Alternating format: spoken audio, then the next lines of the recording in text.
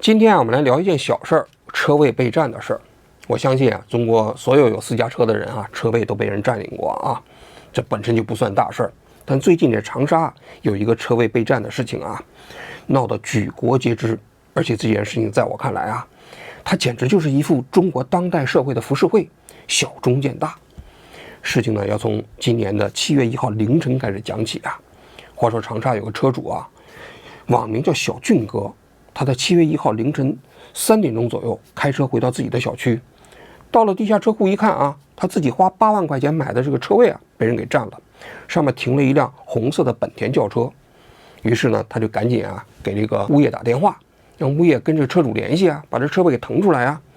这物业呢一调监控发现啊，这辆红色本田的轿车啊，是6月30号晚上9点半开到地下车库的，一个女的，开完之后就把这车停到这个车位了啊。一查这个红色本田车呢，在这个小区里它是个临时车，也就是说没有固定的车位，而且啊，这个车主啊给物业留的电话呢还是错的。那这个物业呢就赶紧联系警察啊，因为警察可以根据车牌号啊查到这个车主是谁，查到车主的联系方式。于是啊，警察找到这个车主的电话之后，就给这个车主啊发短信，让他赶紧来挪车。小俊哥当时也说了啊，4点钟之前啊挪车都没事啊，因为谁还没有个急事儿呢，在这车位站一下啊。这个时候呢，他这车也没地方停啊，于是他就把他的车啊停在了红色本田车的前面，他就回家睡觉去了啊。第二天早上9点多钟啊，这红色本田车的车主出现了，是个女的。他到这个地下车库一看啊，他的这个车前面停着小俊哥的车啊，他的车开不出去了。于是乎，他也开始联系物业啊，让物业联系小俊哥的两口子来挪车。这两口子估计在睡觉呢，你想呢，头天晚上3点多才回来嘛，这现在9点钟，结果红色本田车的车主啊给他们发短信呢，他们就没回。没回的时候啊，就是这个红色本田车的车主啊就说了啊，他说他要出差，要后天才能回来。于是他就上班去了啊。那么这是7月1号上午9点钟的时候，我们讲到这儿先停一下啊。7月1号这个日子啊不一般，为什么？党的生日啊，中国共产党成立105周年呢。我在这里要给大家介绍一下，这红色本田车的车主啊，他呢不是一般人呐，他是湖南省长沙市体育局的一个副处长，姓彭，名字叫做彭木熙，名字听起来特别雅萨系啊，特别温柔啊，特别现代啊。那你想想，他这个彭木熙彭处长啊就有问题了。为什么呢？因为7月1号这一天不但是党的生日，还是一个正常的工作日。长沙市体育局上班的时间是早上9点啊，结果这彭处长啊9点多了才到地下车库去开车。他这个小区啊叫德丰小区，地理位置呢在湖南长沙的绕城高速旁边啊，属于城乡结合部了。这个小区正常开车开到长沙市政府平均得半个小时，但是你想想早高峰你半个小时开得到吗？所以啊，他是上班迟到无疑，这是第一点啊。第二点更重要的是啊，我刚才不是讲了吗？这一天是7月1号啊，党的生日啊。所以在共产党105年生日这一天啊，中央电视台专门搞了一个直播，全国各地的公务员也包括共产党员都要集中在一起收看。你想想，这个彭处长肯定是党员了啊，10点钟他能赶到单位去收看共产党生日的这个直播吗？肯定赶不上了。所以我说这个彭处长啊，对党不忠诚不老实。你想想，我们心目中理解的共产党员是什么样啊？党的生日这一天应该6点半就起床，7点钟就到单位，把房间都打扫得干干净净的，杯子都洗干净，玻璃擦得窗明几亮，迎接党的生日到来。这是共产党员的形象吧？结果可倒好，这个彭处长把人的车位占了，占了之后呢，9点多钟睡眼惺忪的起来了，到车旁边一看，然后呢还跟人家发了短信才去上班。你想想，这不就是欺骗党吗？而且更恶劣的是啊，他不但欺骗党，他还欺骗人民群众。他当时不是给那个小俊哥两口子发信息了吗？说他这一天要出差。结果呢，小俊哥啊11点钟醒了啊，醒了之后呢，他就到地库了。到地库之后呢，他们就开车走了。于是呢，他就给那个物业啊打电话说，我们已经把车开走了，你赶紧联系这个车主啊，让这车主把车挪走。结果呢，物业呢就联系这个彭处长，彭处长就说了，我现在在单位上班呢，我马上要出差。到下午2点的时候啊，人家那个物业又跟他联系，说你赶紧移走吧。他说我就马上就要出差了。实际上他当时就办公室呢啊。紧随其后啊，到下午4点的时候啊，人家那个小俊哥2口子就跟物业说，怎么还没挪车呢？再不挪车，我们把车给他锁上了啊。那物业又跟他打电话，结果这个时候彭处长就说，我已经出差了，不在，我后天再回来。撒谎。实际上他人就在那个长沙市体育局办公呢。这时间到了下午啊8点钟左右啊，这小俊哥就开车回来了。回来了一看，这红色的本田还在那呢，他就把车停在了红色本田的这前面。无巧不巧，就在这个时候啊，这彭处长呢也回到了一个小区。他在楼上呢，他下到这个地库啊，他准备到车里头取点东西，手里拿着车钥匙，正撞上了小俊哥。这小俊哥一看不对呀，这个人手里拿着车钥匙，这不车主吗？那物业给他反馈的情况说这车主要出差了，不在长沙呀。结果这不在长沙的车主现在拿着车钥匙到这个地方来车里取东西来了。当然啊，这个彭处长估计是现场没承认他是车主，但是你想想，你手里拿车钥匙，对不对？你不是车主，你是谁呀？双方就发生了口角。那小俊哥的车还停在这个红色本田车的前面，没让他开走。紧随其后啊，到了7月1号晚上21点多钟的时候啊，这彭处长的男朋友姓雷来到了现场。好不？他在我要喷我的时候，就是我拍的。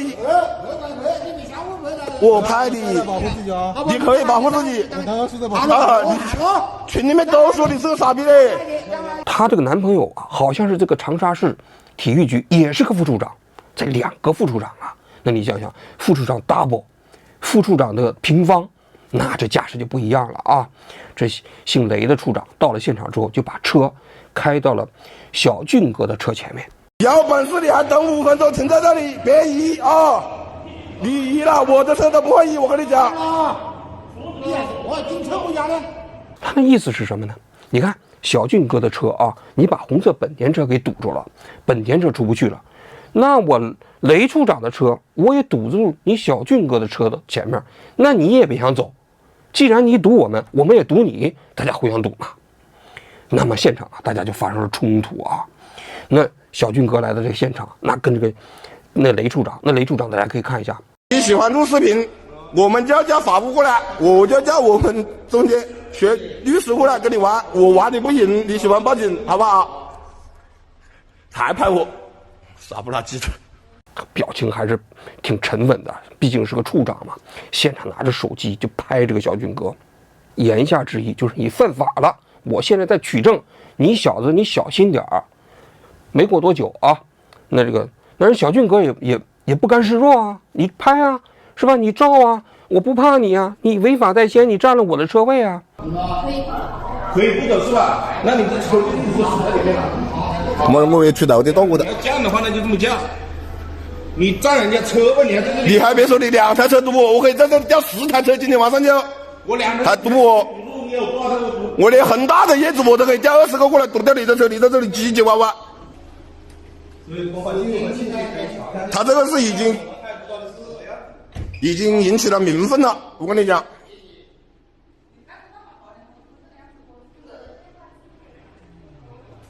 我在这里做了10年生意，我从来没有得罪过谁。你继续录啊！你但凡这个视频如果有用，你继续录。我要当着警察的面，我都可以告诉你们，群里面都在骂你是个傻逼，还报警。你这个车如果8个小时不给我移开，你这个车也给我堵在这里，我不是当着警察的面，我跟你讲。结果这个时候呢，后来说这个彭处长啊，给这小俊哥口头道歉了，但是这个时候小俊哥又不愿意离开了啊，他就说啊，他这个车啊，车钥匙啊被他太太拿走了，他太太也不在长沙。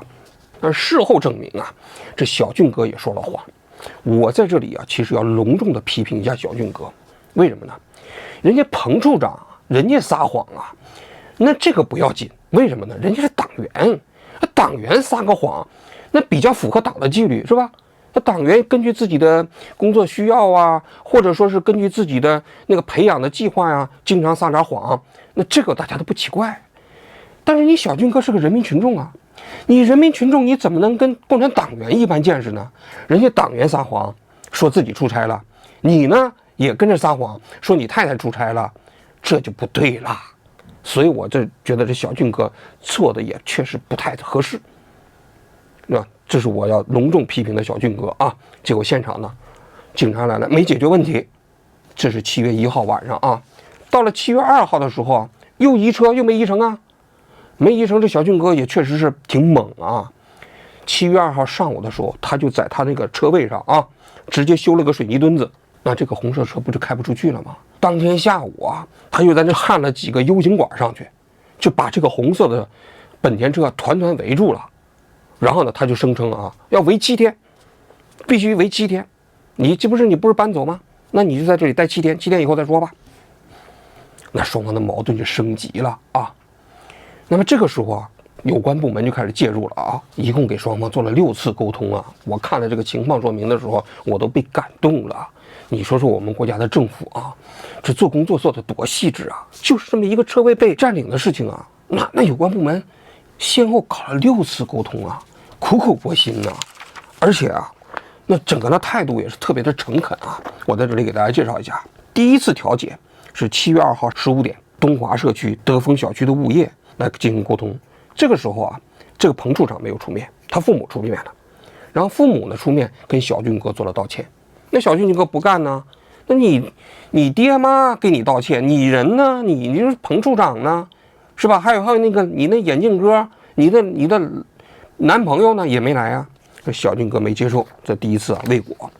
7月3号的时候，他不是把那个给焊上了吗？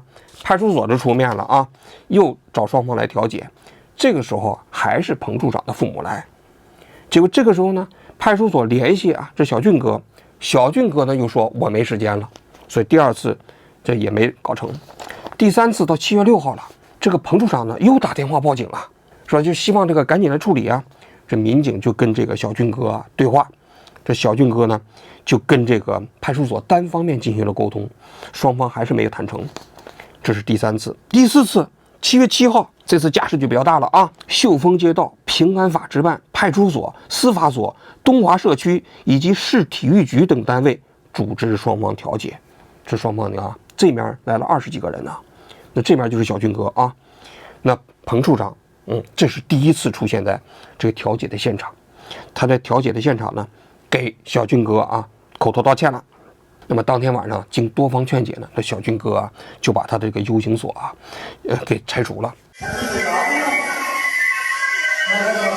那个说谈妥了再放的啊，说谈妥了再放的。我的压力比你们应该能够要去理解一下我啊，因为我受到的压力比你们想象中的要大得多得多得多啊。我不能在这个直播间去讲。那这个时候呢，网民呢这几天铺天盖地都支持小俊哥啊。然后呢，我看了一下，那个当时就是他那个 U 型管子啊，上面贴了很多业主给他支持的。这个时候还有一个律师叫黑袍律师，还专门过来给他出主意。遇到我这种事情，普通人怎么操作，应该怎么操作？没有金刚钻，不要揽瓷器活，兄弟们，你动不动就是有理变没理了，真的，这个是走钢丝的极限操作，哥们儿，听到没有？走钢丝的极限操作啊！我还走了8天呢，朋友们。刚刚说的，基于现在是一个执法的空白地带，你再怎么刚，也不能成为网友的标准解法。你没有协商好，你就把这个车给放走了，没办法了，那压力太大了。不是，但是我的压力确实太大了，这顶不住的，是没错了。如果我是你，我也会这么做了，是吧？这个黑袍律师啊，他自己也是一个车位被别人占过的人，他同时又是律师又懂法嘛，所以过来呢就帮这个小俊哥来分析这个局势啊。然后呢，就当时双方在占领车位的时候啊，还有很多其他的那个自发的那些车主啊到现场来支持这个小俊哥。坦克大队啊，未来的啊，感谢我们未来的车队，感谢我们坦克的车队，感谢我们恒大的业主，感谢我们德丰的业主。那小俊哥的这个管子拆完之后啊，那紧随其后，在7月8号这一天，双方还要再进行沟通。这场沟通啊，是整个这个沟通中间的高潮戏啊。7月8号16点，这次沟通呢，长沙市体育局、开福公安分局都升级了，看到了吗？秀峰街道牵头组织进行协调，一直到7月9号凌晨2点，双方仍然没有达成一致。为什么没有达成一致呢？这小俊哥啊，在第二天啊，他自己讲了。他说现场啊，这彭处长啊提了一些条件，什么条件呢？说我可以给你道歉，但是首先这个道歉书你不能公开，其次和解的协议你也不能带走，再一个这个我给你道完歉了之后啊，你得给我道歉。为什么呢？我占你车位不对啊，但是呢，你不是把我的车给锁起来了吗？你把我车锁起来了，那你也得给我道歉呢。小俊哥就没答应。所以这11个小时的协调啊，就无疾而终了。但这个时候啊，全国的舆论都沸腾了啊！就在7月10号这一天，中央电视台忍不住了，央视网发了一篇文章，这篇文章叫《连车位都霸占，你还指望他为人民服务》。这篇文章写得挺好啊，他就讲了，他这个在生活中如此霸道占用车位的人，你能指望他在工作中间脸一换变成一个谦卑服务的公仆吗？如果他要来连占别人车位这样的道理都不认，你能指望他在工作中能够秉公的来公平的处理公共事务吗？这两个问题啊，掷地有声啊。问完之后，到7月11号的时候，峰回路转了。7月11号第6次调解，这个彭处长再也不坚持让小俊哥道歉了啊，马上自己写了一个道歉信，非常诚恳，我都看了。然后呢，也不要求小俊哥给他道歉了，还给小俊哥补偿了一笔钱。看整个事情的来龙去脉啊，大概就是这么一个过程啊。接下来我来讲一讲我对这个事情的看法啊。首先第一点，为什么前5次调解啊，双方始终调解不下去，到了第6次调解才峰回路转呢？这中间发生了什么呢？是这个彭处长突然发现自己错了，然后呢良心发现了？不是，是他怕了。为什么这么讲呢？这彭处长此前啊，他非常理直气壮啊，其实他也有法律依据啊。我们国家的民法典啊，第1177条是这么规定的：如果你的业主啊财产权受到侵害的时候啊，是迫在眉睫的一种被侵犯，你如果不采取扣留对方财产的措施啊，有可能对你的财产造成一种不可弥补的损失。在这种情况下，你可以采取措施扣留对方的财产，这叫自助行为。但是大家可以看一下了，这里头条件非常多啊，就是迫在眉睫呀。还有一个，如果你不采取措施，那可能会给你造成不可弥补的损失啊。你就比如说什么情况啊？假如说一个餐厅，这时候过来有一个人吃霸王餐，吃了1000块钱，吃了1万块钱，吃完就要跑。结果呢，这餐厅一看，这不能让他跑了，他跑了我上哪儿找他去啊？正好他汽车在那个地方啊，我把他汽车这个钥匙给他扣了。那么在这种情况下，其实就符合民法典1177条，这是有真实案例啊。后来那个吃霸王餐的人就把这个餐馆给起诉了，结果起诉之后，法院认为人家餐馆这种做法没问题，这是私利救济，因为你跑了之后找不着你了，那人餐馆不造成不可弥补的损失了吗？但是在本案中啊，这小俊哥的做法呢就有争议了。为什么呢？你想想车位这件事情啊，你停进去啊，那有什么不可弥补的损失呢？可能是有，你跑了吗？那我车位我的这个时间呢，我车没地方停，我停到别的地方去，这不损失吗？当然从小俊哥角度来讲，他的人格可能也受到了侮辱嘛，这都是损失啊。但这是不是不可弥补的、迫在眉睫的？应该说有争议。所以彭处长在这个过程中间就认为小俊哥你违法了，虽然我占了你的车位，但是你违法了，所以他要求小俊哥啊给他道歉。而且大家可以看到了吗？整个事件过程中间都是彭处长这边在报警，她的男朋友雷某在报警，彭处长在报警，小俊哥没报警。小俊哥在这个过程中一直都是采用了私利救济，我把你车扣了。所以其实彭处长他认为他占理，从法律上来讲，他可能确实占理，占那么一点理啊。但是公众不认可。为什么公众不认可？大家可能都有车位被人占的经历啊。在这种情况下，车位被占了，你打电话让警察来，警察处理吗？如果这个人不采取私力救济，他有方式维权吗？这个小俊哥不是跟那个黑袍律师在那聊吗？你从律师的角度去分析，我们是不是该怎么样去真诚的维权？我告诉你啊，从法律的角度去分析，没有办法维权，或者是说你说的是一些有用的废话，那无非就是报警，然后通知对方挪车，对方如果不挪车的话，再去起诉之类的东西。首先，这个事情它就是不成立的，它是一些有用的废话。但是就这么点小事儿，你起诉，你起诉不一定有用，更何况呢啊？你起诉你花的时间精力，就是因为车位被占这种事情，大多数人都很难采取这种成本高昂的维权方式。所以啊，从小俊哥的角度来讲，他的这个私力救济啊，他是迫不得已，他是被逼无奈，他是因为公权力缺失之后，他不得不采取的这个措施。所以公众都支持小俊哥来维权，就认为小俊哥这个做法没问题。那么为什么后来彭处长又怂了呢？怂了不是因为他认为他错了，是因为央视下场了，遇到更大的权力了，对吧？因为他触犯了众怒，这个众怒最后反映到了更大的权力，重大的权力出来开始说话，他怂了。而且呢，大家在这个过程中开始扒他的经历啊，说他是个处长，然后呢他还撒谎，这个时候这个事情就外溢了。本来这只是一个车位被占的事情啊，那彭处长就觉得，哎呀，这不好。你比如说他这个刚工作几年，他那个长沙市体育局也挣不了几个钱，他过去都在乡政府工作，他这个红色本田车哪来的钱买的？是不是受贿的呀？害怕了，可不能再调查了，于是他就开始认怂了。这是第一点。第二点，7月11号，这个长沙市体育局不是写了一个通报吗？情况通报吗？这个情况通报啊，我个人觉得啊，值得分析。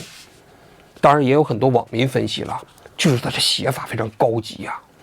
我看完这个情况通报的时候，给人感觉这个小俊哥啊有点像刁民。人家这彭处长啊，虽然说占用车位是错误在先啊，但是这个小俊哥也不是什么好东西。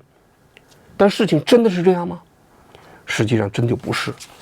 我觉得啊，这个情况说明本身呢，就是我过去经常讲的，句句可能都是真话，但是他用事实在说谎。为什么用事实来说谎？我在这里给大家分析一下啊。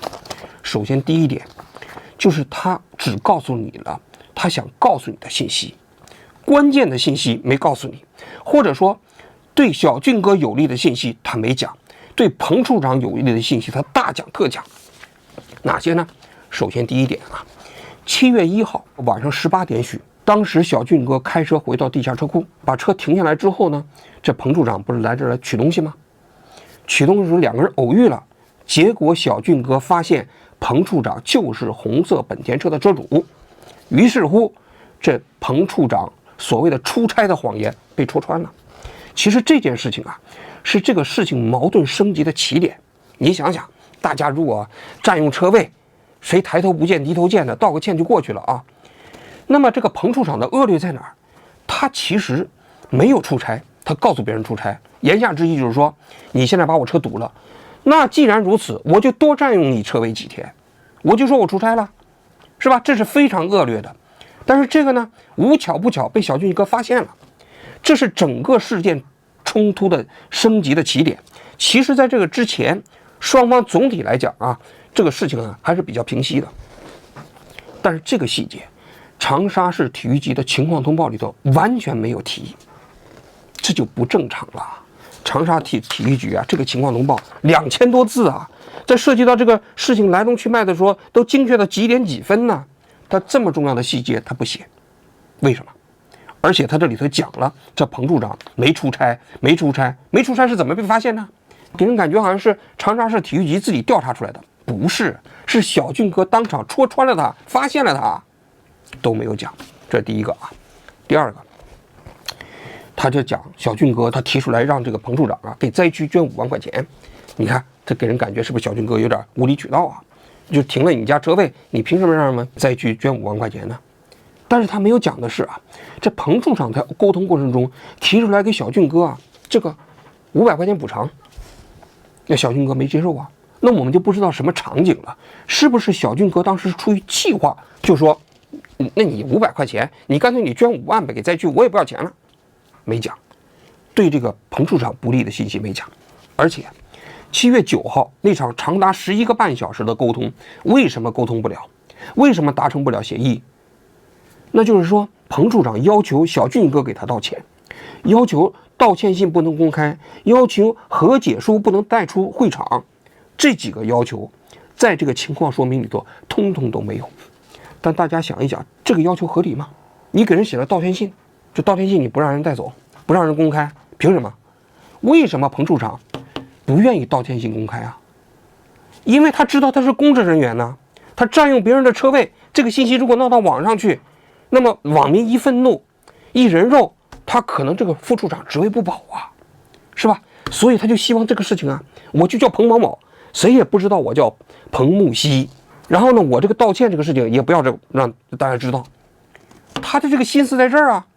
那人家小俊哥不让啊，不愿意啊，这有什么不合理的呢？这个信息也没告诉公众，这是第2点。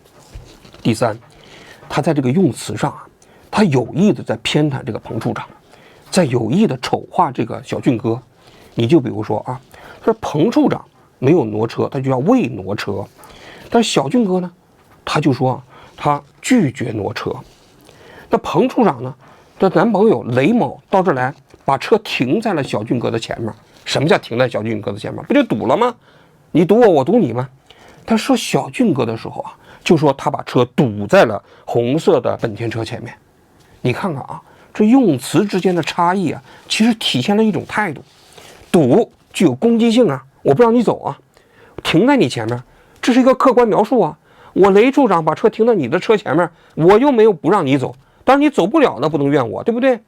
这种用词的语言技巧就类似于我咵给你一个大耳光，结果呢描述成什么呢？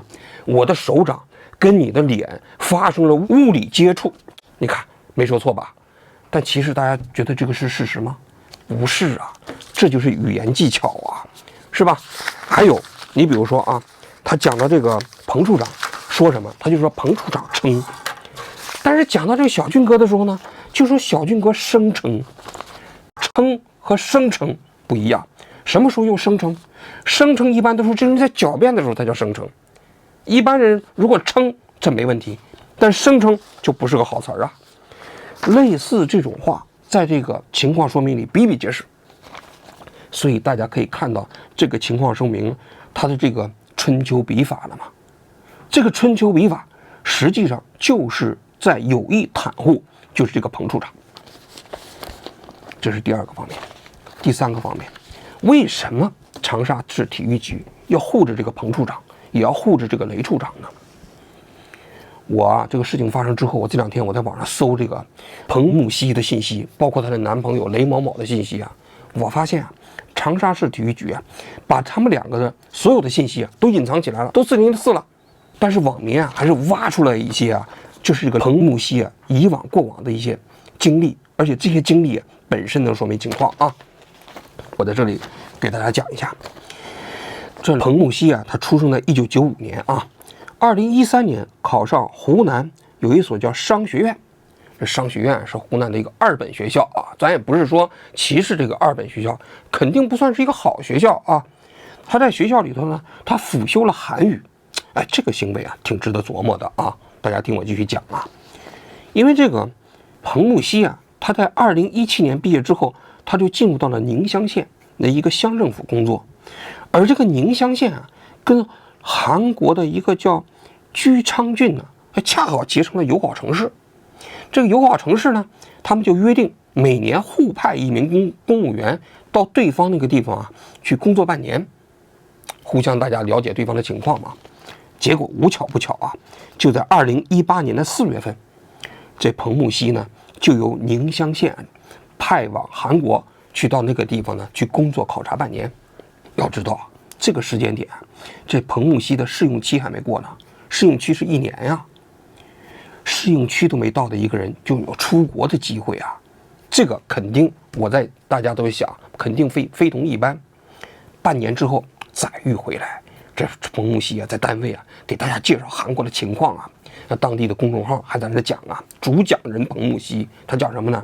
还给大家介绍韩国的总统府青瓦台，然后呢又给介绍韩国总统大选普选的一些规则啊，意气风发。你想想，就是一个工作刚刚不到1年的一个公务员，这是2018年的事情。紧随其后，2021年，这彭木熙呢就被借调到了省团委的统战部工作了1年零1个月。你想想，这个也是一般人能找到的机会吗？他原先只是个宁乡县一个乡政府的公务员呢，负责写文书的，一下就调到了团省委统战部，不一般吧？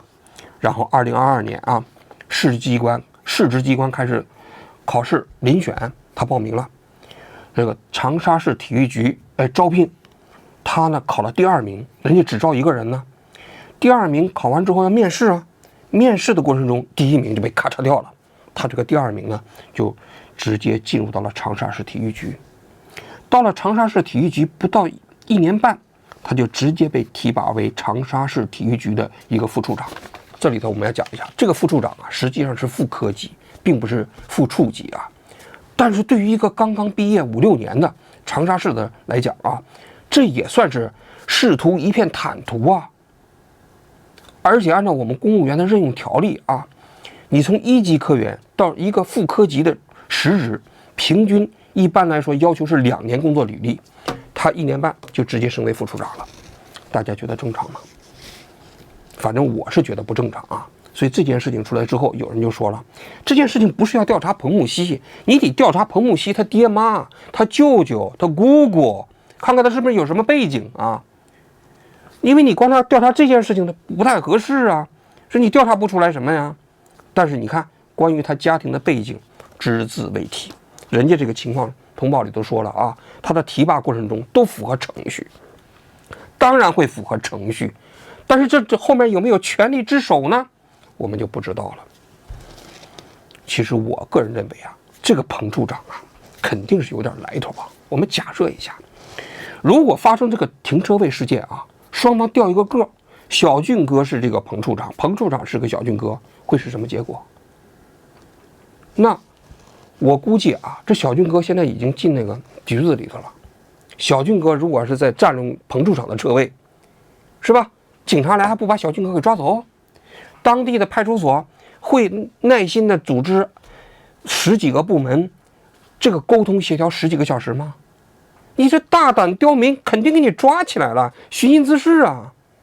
但是呢，正是因为是彭处长，所以呢，大家不厌其烦的给双方做沟通、做调解。这不就是权力吗？这就是权力的傲慢呢，遇到了小俊哥这草民的愤怒啊！所以小俊哥的事情最后之所以反转，他自己没被抓起来，是因为彭处长的权力的傲慢触犯了草民的愤怒，而草民的愤怒最终上达天庭，最后再下来，所以草民获得了扳回一局的局面。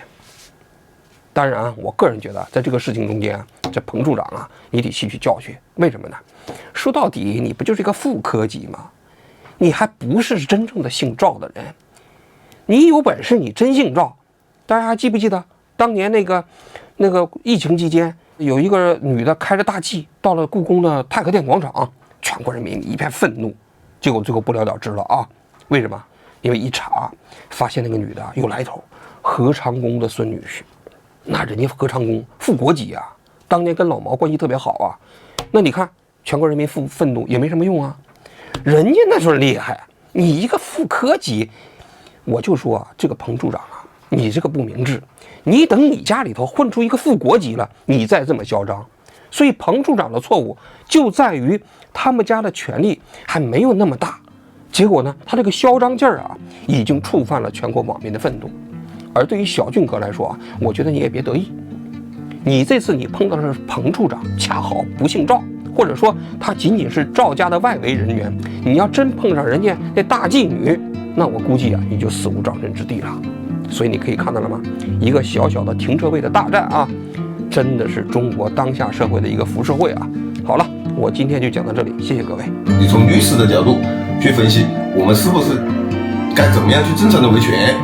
我告诉你啊，从法律的角度去分析，没有办法维权。或者是说你说的是一些有用的废话，无非就是报警，然后通知对方挪车，对方如果不挪车的话，再去起诉之类的东西。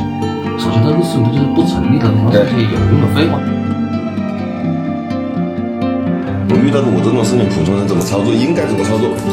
没有金刚钻，不要揽瓷器活，兄弟们，你动不动就是有理变没理了，真的，这个是走钢丝的极限操作，哥们。可以不走是吧？那你们车我也去到底到过的。这样的话呢，就这么讲，你占人家车位，你还别说，你2台车堵我可以在这调4台车今天晚上就。他这个是已经引起了民愤了，我跟你讲。我在这里做了10年生意，我从来没有得罪过谁。你继续录啊！你但凡这个视频如果有用，你继续录。你喜欢录视频，我们就要叫法务过来，我就叫我们中间学律师过来跟你玩。我玩你不赢，你喜欢报警好不好？